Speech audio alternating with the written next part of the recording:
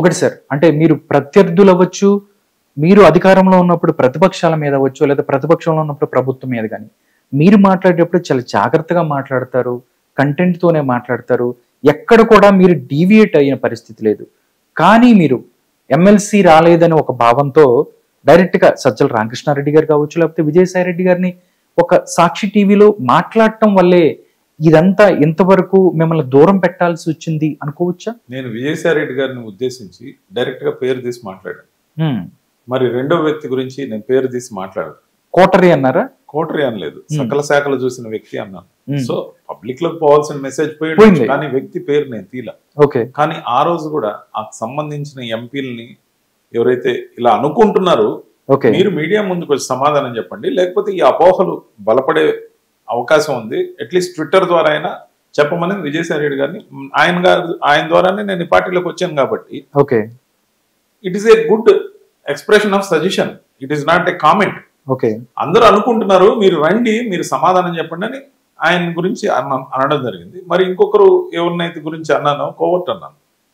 So అందువల్ల నా మీద సపరేషన్ స్టార్ట్ అయిన మాట వాస్తవం. దాని తర్వాత కూడా జగన్మోహన్ రెడ్డి గారు నన్ను దగ్గరకు తీసిన మాట వాస్తవం. అదే రోజు నన్ను పార్టీ నుంచి టర్మినేట్ చేయడానికి ప్రయత్నించినప్పుడు జగన్మోహన్ రెడ్డి గారు ఒప్పుకోకపోవడం వాస్తవం. సో ఇవన్నీ జరిగాయి. దాని తర్వాత కూడా మనస్ఫూర్తిగా కలవలేని పరిస్థితులు ఏర్పడ్డాయి. కాబట్టి దాన్ని వదులుకోవడం జరిగింది. వదులుకుంటున్నప్పుడు జగన్మోహన్ రెడ్డి గారితో డైరెక్ట్ గా మాట్లాడే ప్రయత్నం చేశారా, లేకపోతే మీరు పార్టీ నుంచి వెళ్ళిపోతున్నాను అన్నా అని ఇలాగే చెప్పే ప్రయత్నం జరిగిందా? ఆయన మీతో మాట్లాడిన పరిస్థితి ఏమైనా ఉందా? జగన్మోహన్ రెడ్డి గారిని ఓటమి తర్వాత 9 సార్లు కలవడం జరిగింది. ముఖ్యంగా ఏదైతే ఈ గ్యాప్ ఏర్పడిందో దాని తర్వాత 5 టైమ్స్ కలవడం జరిగింది. కానీ ఏ దశలోనూ జగన్మోహన్ రెడ్డి గారు నన్ను వదులుకోవడానికి సుముఖతగా లేరు. ఆయనకి చెప్పి నేను పార్టీని వదలాల్సిన పరిస్థితిలో కూడా నేను ఆయనకి చెప్తే బయట రాలేను. ఆయన నన్ను వదలరు, ఆ నమ్మకం నాకుంది. ఎందుకంటే వాళ్ళు తీసేయమన్నప్పుడు కూడా తను తీయడానికి సుముఖత లేనప్పుడు నేను పోతానంటే ఎందుకు పోనిస్తారు? అందుకని నేను చెప్పలేని పరిస్థితుల్లో ఆయన లండన్ లో ఉన్నప్పుడు ఒక రకంగా చెప్పాలంటే చెప్పకుండా రావడం కూడా నాకు బాధ కలిగించే అంశం. అంటే దాన్ని నేను కాంపెన్సేట్ చేయడానికి కూడా ఆయన్ని ఉద్దేశించి నేనేమి ఎప్పుడు కూడా చెడుగా మాట్లాడే పరిస్థితి లేదు.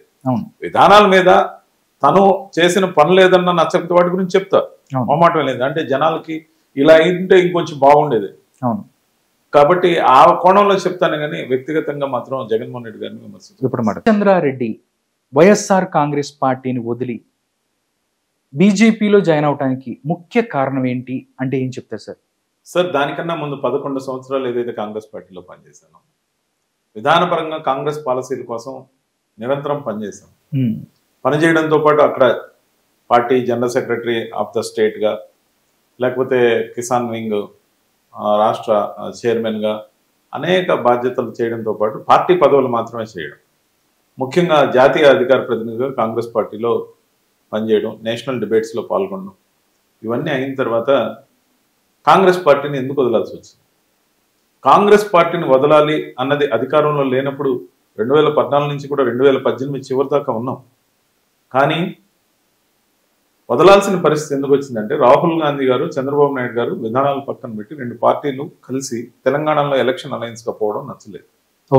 అప్పుడు దాకా కాంగ్రెస్ పార్టీని విమర్శిస్తున్న చంద్రబాబు నాయుడు గారి గురించి, మరి చంద్రబాబు నాయుడు గారిని విపరీతంగా విమర్శించిన కాంగ్రెస్ పార్టీ నుంచి ఉన్న మేము ఒక్కసారిగా దాంట్లో జల్ కాలేకపోయాం. వద్దనుకున్నాం, బయట వచ్చాం.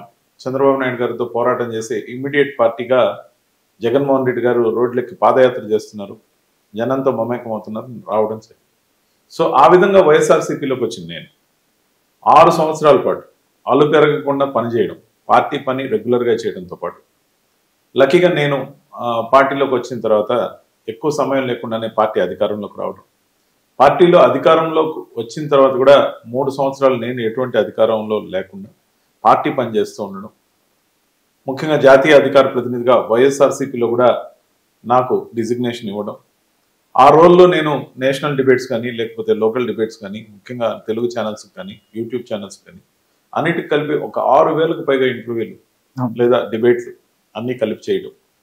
సో సుదీర్ఘంగా మీడియా రంగంలో మీడియా మిత్రులతోని మంచి పరిచయాలు, ఒక ర్యాపోతో పాటు సబ్జెక్ట్ కన్ఫైన్ అవుతాను, కొంత అగ్రెసివ్గా మాట్లాడతానే కానీ బూతులు మాట్లాడను, కంటెంట్ ఓరియంటెడ్గా ఉంటుంది.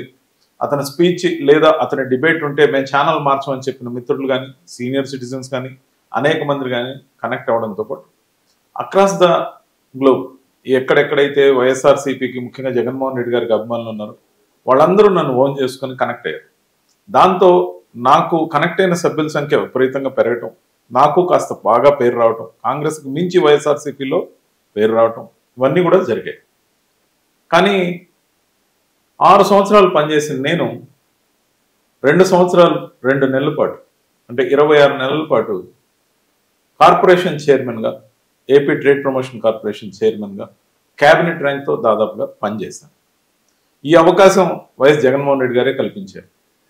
అక్కడ వర్గాలు ఉన్నాయి, కాంగ్రెస్ పార్టీలో కల్చర్ అంతో ఇంతో వైఎస్ఆర్సీపీలో ఉన్నాయి. ఎవరి వర్గం వాళ్ళకు ముఖ్యం అనుకున్నప్పుడు కూడా నేను ఏ వర్గానికి పరిమితం కాకుండా నాయకుడైన వైఎస్ జగన్మోహన్ రెడ్డి గారి వర్గంగానే పనిచేశాను.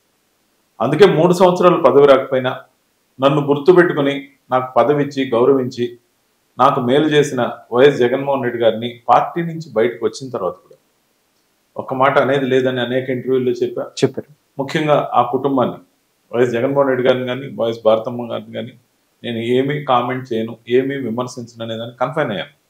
ఎందుకంటే వాళ్ళ ఇద్దరి వల్లనే నాకు ఆ పదవి రావడం, నాకు మంచి చేసిన వాళ్ళకి చెడు చేసే అలవాటు లేనివాడిని కాబట్టి, ముఖ్యంగా పార్టీలో నుంచి బయట రావాల్సిన పరిస్థితులు ఏ విధంగా ఏర్పడ్డాయి, ముఖ్యంగా ఆఫీసు యొక్క వ్యవహారం కానీ, మరి దాన్ని చూసే కొన్ని వర్గాలు కానీ, పేర్లు నేను చెప్పకపోయినా కోటరీ అనే పదంతో పిలిచి మాట్లాడినప్పుడు వాళ్ళలో కొంతమంది వ్యక్తులు ఎవరైతే పార్టీకి చెడ్డ చేస్తున్నారని నేను పార్టీలో ఉండి విభేదించడం, కొన్ని పబ్లిక్ ప్లాట్ఫామ్స్ మీద కూడా నేను ఓపెన్గా మాట్లాడేయటం, తద్వారా వచ్చిన కన్ఫ్రంటేషన్ ఏదైతే ఉందో దానికి ప్రతిగా జగన్మోహన్ రెడ్డి గారు నన్ను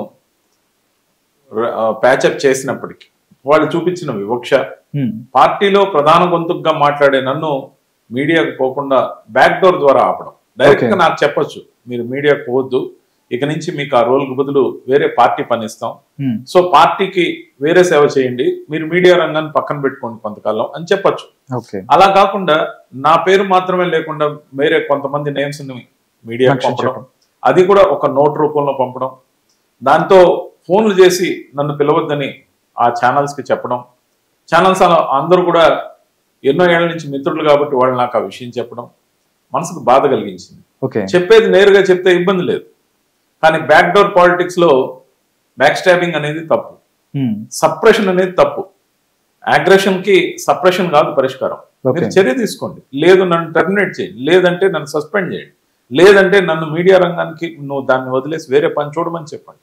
కానీ అలా కాకుండా ఆ విధంగా చేసిన చర్య నాకు నచ్చక, ఇది మళ్ళీ తిరిగి గాడిలో పడుతుంది, నా మీద గుడ్ ఒపీనియన్తో వీళ్ళు మళ్ళీ నాకు అవకాశం ఇస్తారనే నమ్మకం లేక, ఎందుకు నమ్మకం లేకుండా పోయిందంటే సాక్షాత్ అధినాయకుడైన జగన్మోహన్ రెడ్డి గారు నన్ను దగ్గర తీసుకొని నువ్వు నాకు చాలా ఇంపార్టెంట్ చెప్పి ఏదైతే వాళ్ళతో ప్యాచప్ చేశారో ఆ క్రమంలో కూడా వాళ్ళు ఎక్కడ వెనక్కి తగ్గకుండా అదే విధంగా అణచివేత చర్యలు ఏదైతే బ్యాక్ డోర్ లో చేస్తున్నారో అది నాకు నచ్చకపోయిన క్రమంలో తిరిగి వాళ్లే పార్టీ మీద సర్వసహా పెత్తనాన్ని జగన్మోహన్ రెడ్డి గారు వాళ్ళకి ఇవ్వడం జరిగింది.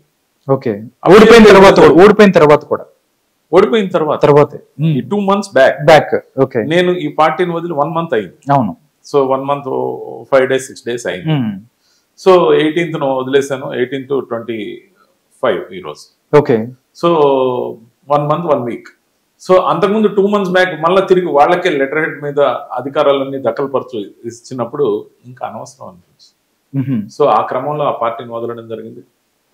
అదే క్రమంలో ముఖ్యంగా బీజేపీకి సంబంధించి ఎందుకు నిర్ణయం తీసుకున్నాను, నా దగ్గర ఉన్న ఆప్షన్స్, నేను రాజకీయాల్లో ఉండాలనుకుంటున్నా, ప్రజలకి 4 మాటలు మంచివి చెప్పాలనుకుంటున్నా, క్రియాశీలకమైన రాజకీయాల్లో ఉండాలనుకుంటున్నా, పబ్లిక్ పనికొచ్చే పనులు చేయాలనుకుంటున్నా. అక్కడ ఉన్నప్పుడు కూడా నేను ఎమ్మెల్సీ కాలేకపోయా, అంచుల దాకా వచ్చిందని ఇదే కోటరీ నన్ను అందుకోకుండా ఆపిన వైనం, ఇవన్నీ మనసులో ఉన్నాయి. కాబట్టి చట్టసభల్లోకి ప్రవేశించాలనేది ఏ రాజకీయ నాయకుడికైనా ఒక కళ. అది ఎమ్మెల్సీ కావచ్చు, ఎమ్మెల్యే కావచ్చు, ఎంపీ కావచ్చు, ఏదైనా కావచ్చు. బట్ చట్టసభల్లోకి రిప్రజెంట్ చేయడం ఒక గౌరవం. సో సభలో మన వాణిని వినిపించాలనే కోరిక నాది నెరవేరే దశలో నెరవేరకుండా పోయింది. కాబట్టి ఇంకొక ప్లాట్ఫామ్ నుంచి అయినా ఆ కోరికని తీర్చుకుని చట్టసభల్లోకి రావాలని నా ఆలోచన.